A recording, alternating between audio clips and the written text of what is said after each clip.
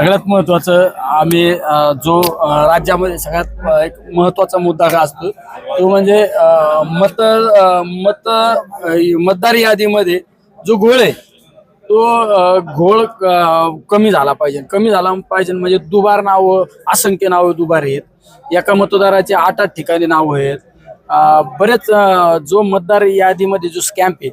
तो क्लिअर करा मतदार यादी पारदर्शक करा आणि नंतर निवडणुका घ्या हा आमचा सगळ्यात महत्वाचा मुद्दा होता तरीही निवडणूक आयोगाने आता काहीतरी जाहीर केले निवडणूक आयोगाने विशेष करून आमचं म्हणणं ऐकून घेणं गरजेचं होतं आणि त्याचं निरसन करूनच निवडणुकीला सामोरं जायला पाहिजे होतं पण ते कुठेही ऐकलं नाही हे सगळी दडपशाही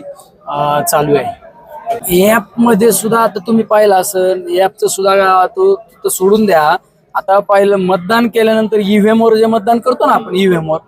त्याला ईव्ही पॅड मध्ये चिठ्ठी पडती